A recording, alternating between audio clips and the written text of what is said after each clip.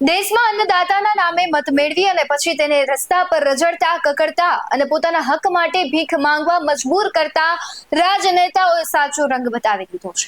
આ આજકાલની વાત નથી, રાજકારણમાં પહેલાથી જ ખેડૂતોના નામે રોટલા શેકાતા આવ્યા છે। એ કોંગ્રેસની સરકાર હોય, ભાજપ હોય કે પછી હવે આમ આદમી પાર્ટી, ત્રણેય રાજકીય પક્ષના માથા ભટકાવો તો કોઈમાંથી લોહી નીકળવાનું નથી। આજે વાત કરવી છે બોટાદમાં જે ખેડૂતો દ્વારા આંદોલન કરવામાં આવ્યું, હિંસક આંદોલન થયું અને તેમાં થયેલું જે ખેડૂતોને નુકસાન છે તેની વાત કરવી છે। નમસ્કાર, વાત વિગતવાર સાથે હું છું ભગવતી વિશાવડિયા।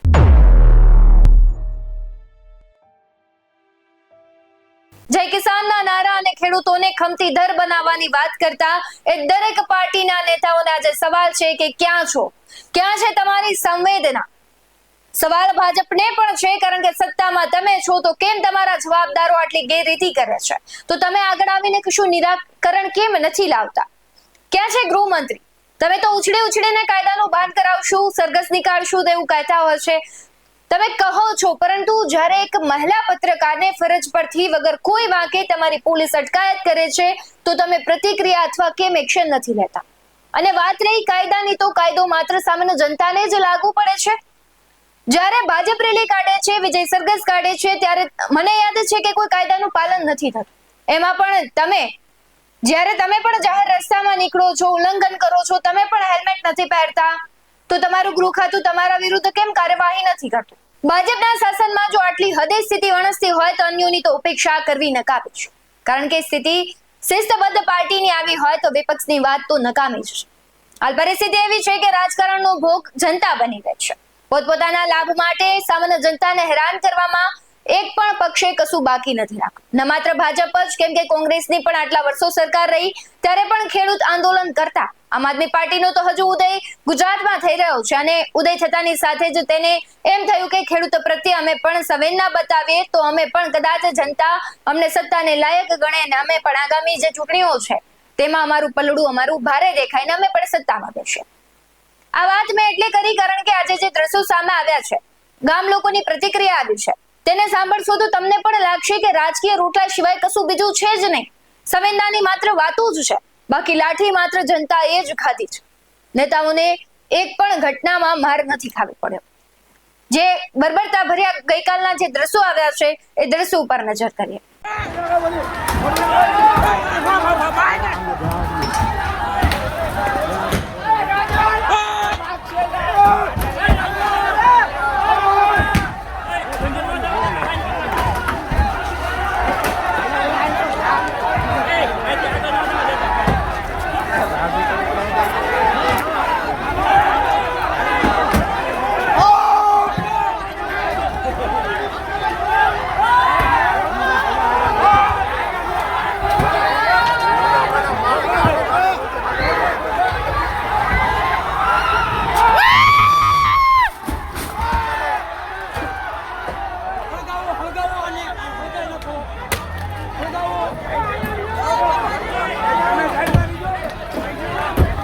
ભાજપની બેવડી નીતિની વાત કરીએ તો ભાજપ હંમેશાથી ખેડૂતોને ન્યાય અપાવવાની વાત કરે છે, અનેક યોજનાઓ બનાવે છે। અમલીકરણ કદાચ ભલે ન થતું હોય, પણ દેખાડા માટે તો રાહત પેકેજ અને વળતર આપવાના દાવાઓ ચોક્કસપણે થાય છે। બોટાદની ઘટના દરમિયાન એક વસ્તુ ચોક્કસ સાબિત થઈ ગઈ છે કે ભાજપના સત્તાધીશો જો ધારે તો શાંતિથી નિરાકરણ લાવી શકે, પણ ત્યાંના સ્થાનિક ધારાસભ્ય જે હવે તો આક્ષેપ એપીએમસીના અધિકારીઓને ચેરમેન પર કરી રહ્યા છે, તો તેમણે નક્કર પગલા લેવા અને સમસ્યાનું નિરાકરણ લાવવા માટે તેમણે પણ પ્રયાસ કર્યો હોત તો આખું ગુજરાત આજે ભડકે ના બનતું હોત। આજે ગુજરાતમાં ઉકળતા ચરુ જેવી સ્થિતિ ન હોત।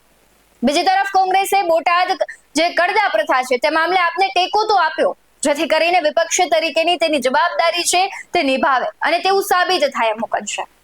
ફરી બેઠી થતી કોંગ્રેસ એટલી આક્રમકતા સાથે નથી લડી શકતી, એટલે જ ક્યાંક આપનો સહારો અને આમ આદમી પાર્ટી છે જ્યારે પોતાનો મજબૂત પાયો નાખી રહી છે, ત્યારે ગુજરાતમાં ક્યાંક તેમને કોંગ્રેસ અને આમ આદમી પાર્ટી બંનેનું જો ગઠબંધન આવા કોઈ વિરોધમાં થઈ જાય તો પણ બંનેને ક્યાંક અસર કરે તેવું લાગી રહ્યું છે। ભલે તેઓ આગામી ચૂંટણીમાં ગઠબંધન નથી કરવાના, પરંતુ કોંગ્રેસ વિપક્ષ તરીકે નબળી ન પડે તે માટે કોંગ્રેસે આ વખતે ટેકો તો જાહેર કર્યો, પણ શું એ કોંગ્રેસની કામગીરી તરીકે તમે તેને યોગ્ય માનો છો? આગામી વિધાનસભાની ચૂંટણીઓ હવે 2027માં છે. તેની પહેલા જિલ્લા પંચાયત અને તાલુકા પંચાયતની ચૂંટણી છે.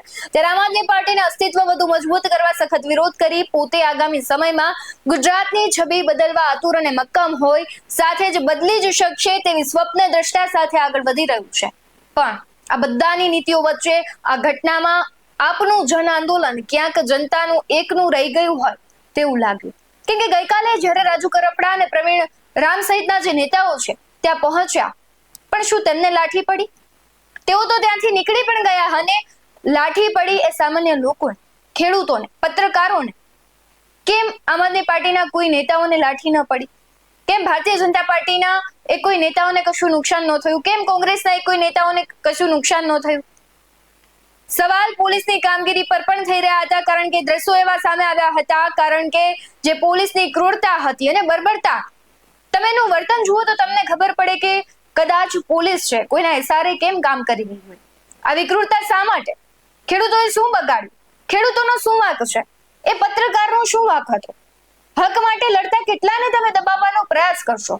એકને ચૂપ કરાવશો તો આવા અનેક જન્મ છે. એટલે સત્તા હોય કે ના હોય, પણ જનતાને મૂર્ખ બનાવવાનું રહેવા દો. અને હદ તો ત્યાં થઈ જાય કે નેતા છે ને પોતાની જાતને ખેડૂત માને છે. તમે એક દિવસ પણ ખેતરમાં જઈ ખેતી નથી કરી તો કઈ રીતે તમે ખેડૂત હોઈ શકો? અને કડવી વાસ્તવિકતા એ પણ છે કે આપણા દેશ અને રાજ્યમાં જે મોટા ઉદ્યોગપતિઓ છે તેને જમીન આપવા ખેડૂતની ખેતી લાયક જમીન છે તેની પાસેથી ઓછા ભાવમાં ખરીદી લેવામાં આવે છે અને ત્યારબાદ ત્યાં મોટા ઉદ્યોગ સ્થાપિત કરી દેવામાં આવે છે. એટલે સવાલ અહીંયા એ થાય કે જે ખુદને ખેડૂત માને છે તે કેમ ખેડૂત વિરોધી નીતિઓનો સાથ આપે છે? ઘણા બધા સકારાત્મક પાસા સરકારના પણ હોય. કાયદા અને વ્યવસ્થાની સ્થિતિ છે તેને લઈને તો ભલે અત્યારે સવાલો ઉઠી રહ્યા હોય, પરંતુ ઘણી એવી કામગીરી પણ છે કે પોલીસે તેમાં સારું કામ કર્યું હોય. પરંતુ આ જે દ્રશ્યો આવ્યા ત્યારે કાયદો અને વ્યવસ્થા, ગૃહમંત્રી, આપણા કૃષિ મંત્રી, તેના પર પણ અનેક સવાલો થાય છે. ખેડૂતોને થતી કનડગત મામલે સીધો અને સ્પષ્ટ જવાબ છે કે રાજકીય લાભો માટે પાર્ટીઓ ગમે એ કરે છે.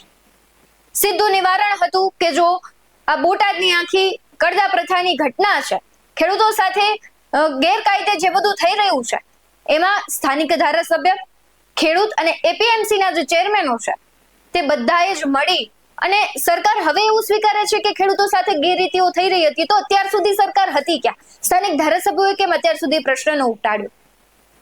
ધારાસભ્યએ લેખિતમાં કાગળ પર રજૂઆત કરી એટલે એમની ડ્યુટી પૂરી એવું તો નથી થઈ જતું. જ્યારે બહારના આવીને વિરોધ કરે છે, ખેડૂતો આટલા વર્ષથી નુકસાની ભોગવે છે, તો ત્યાં સુધી કેમ સરકારના એક પણ જવાબદારોની નજર નથી પડતી? ખેડૂતો વિરોધ કરે છે, તેમનું ચાલતું નથી કારણ કે તેમની અટકાયત કરી દેવામાં આવે છે.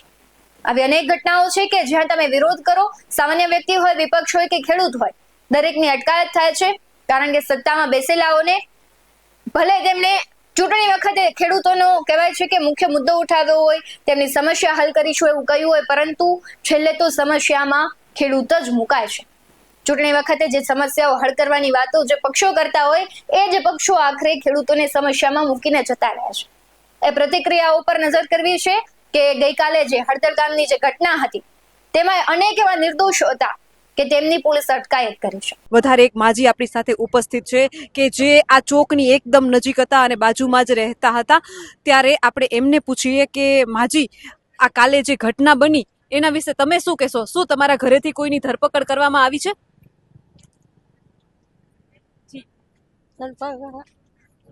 ઘરે તમારા ઘરેથી કોઈને પકડી ગયા છે? હા, શું થયું તું કાલે? ગામમાં થયું શું હતું? તમે શું જોયું તું? હું નથી આયા ઘરે નથી, આદત નથી એટલે તો તમારા ઘરમાંથી કોને તમે ઘરે નતા પણ તમારા ઘરેથી કોઈને પકડી ગયા છે? હા, હજુ કાકાને લઈ ગયા, અજુને લઈ ગયા, વીનાને લઈ ગયા. માઇકમાં બોલો. દુકાન છે તો મારા છોકરાને કે દુકાને બેઠા હતા એને લઈ ગયા. ઓલો ઘરે મોટો હતો એને લઈ ગયા. મારો ઓલા છોકરાના પેપર હોય ને, માસ્તરની નોકરી કરે છે, તે પેપર વાંચતો બેઠો બેઠો મને 5 વાગ્યા દાડે, મારે 4 વાગ્યા સાપ જોવે તો પેપર પડ્યા મેકીને કે લઉં મારી બાને શા કરીને એક ફેર લઈ આવું. એટલે તો એ સ્થાને તો પેલી જે ગેસ ઉપર પડે છે અને એમાં મને ખબર નથી પછી પોલીસ આવ્યા છે ને બધું પડી રહ્યું લઈ ગયા લો. તમારો દીકરો શિક્ષકની નોકરી કરે છે, પેપર ચેક કરતો હતો, એને લઈ ગયા. હા હજી ખાટલા ઉપર પેપર હોય પડ્યા લો. અને મારી આટલું શાક મેં લીધા એને મારો 5 વાગે સાજ હોય એટલે એ સાંજે તો પેલી ગેસ ઉપર પડે બળી છે લ્યો. ચાની તપેલી ગેસ ઉપર બળતી રહી ગઈ અને તમારા દીકરાને લઈ ગયા. હા હા તો હવે તમારી શું માંગ છે? તમારા દીકરાને પકડીને લઈ ગયા, કઈ જગ્યાએ લઈ ગયા તમને ખબર છે? ના તેથી ખબર બધા તો આ તમને અમારા માધ્યમથી ટીવી ઉપર જે લોકો જોઈ છે એને શું કહેશો તમારા દીકરાને છોડાવવા માટે, કે શું કરશો હવે તમે? સોડાવા હતો એ ક્યાં એને લઈ જાય એ ખબર નથી. એ ખબર હોય તો આપણે કોઈક મોટા હોય એને વાતો કરીએ. કોઈ જવાબ નથી. કોને કહેવું આપણે? કેટલા તમારા ઘરમાંથી કેટલા લોકોને લઈ ગયા? 5. પાંચ જણાને લઈ ગયા. હા ઘરમાં શાંતિથી હતા ને લઈ ગયા. હા બેઠા હતા ને લઈ ગયા. સહી કાંઈ ગુનો નહીં કરાય. સહી કરાવીને લઈ ગયા 5 જણાને. સહીની બાને હીરા ઘસવાઈ ગયા હતા. ડાયરેક્ટ આવ્યા હતા. ડાયરેક્ટ આવીને જીધો કમાને પાટુયું મારી. પાટુયું મારીને જીધા હાલો સહી કરવા જટિયા જારી. મોટા માણસોને કોઈને લઈ ગયા નથી. 5 વ્યક્તિને લઈ ગયા છે. દાબ ધમકી છે, બીજું કાંઈ નથી. એવું સહી કરવાના બાને લઈ ગયા. સહી કરવાના બાને લઈ ગયા. આ નાના નાના દીકરા છે, તમે જોઈ રહ્યો તમારી નજરે. હીરા મશીન આવીને ડાયરેક્ટ લઈને વહી ગયા છે સહી કરવાનું બાને. કમાર આડા હતા, પાટુયું મારી છે, નુકસાની કરી છે. તમારે જમીન છે? આમાં જમીન નથી. દાડી તમે ખેતી કરો છો? ખેતી નથી કાંઈ. આમાં કાંઈ લેવા દેવા નથી. કપાના વેપારના આમાં કાંઈ નથી લેવા દેવા. કોઈ વસ્તુ નથી. આ તરત લઈ ગયા. આમાંના શું છે? આમ એમાં ઉભર્યા છે. આમાં વાડી નથી, કાંઈ નથી. એમાં દાડીઓ કરવી છે. માસ્તર છે એ ચોપડી વાંચતા વાંચતા સા દેવા આવ્યા ડોસીને. અમે ગઢમાં એમને દીકરાનો દીકરો છે. શાની તેપેલી એમ નામ બધું રહી ગયું છે. 2 હોટા મારીને ગાડીમાં બેવાડી દીધા છે. ને પડખે દુકાન આવા છે ને દુકાનમાં બંધ કરી ઘેરે ખાવા બેઠા. આવીને જીતે પાટું મારીને લઈને વહી ગયા. 2 ભાઈઓને એને લઈ ગયા. એમ કુલ અમારા ઘરના 500 જણા લઈ ગયા છે. જી, કાલે સભા થવાની હતી, એ તમને ખબર હતી ગામમાં? કોઈ વસ્તુ અમને ખબર નથી. કોઈ વસ્તુ અમને ખબર નથી. કાંઈ જાણ પેજું કાંઈ નથી. ડાયરેક્ટ સભા થઈ તોય અમને નથી ખબર. આ દેકારો થયો, ધુમાડો આવ્યો ને પછી ખબર પડી. હવે આ સભાને લઈને રાજુ કરપડાને લઈને તમારું શું કેવું છે? રાજુની વાત હાચી છે. રાજુ કરપાની વાત હાચી છે. કરદા કર્યા છે એવા. હું કપાની ગાડીઓ ભરવા જાઉં છું. મજૂરી માણસ હોય, હેરમાં કપા ખાલી કરવા જાઉં છું. એકાઈ બીજી દલાલ હોય, ઈશારામાં થાય, ભૂંડા બોલે, ગાયરું બોલે, એકાઈ બીજી ખેડૂતના પૈસા કાપ્યા છે. એવા થાય. હા, ગામના ખેડૂતોમાં કેવો માહોલ છે? ગામના ખેડૂતનો માં બરોબર છે. બધું રાગે. કોઈ દી ખેડૂત કોઈ દી બોલે નહીં. અમારા હળદરની અંદર સુખ શાંતિ. આ પહેલી દાન આવો દાખલો થયો, આવું તોફાન થયું છે.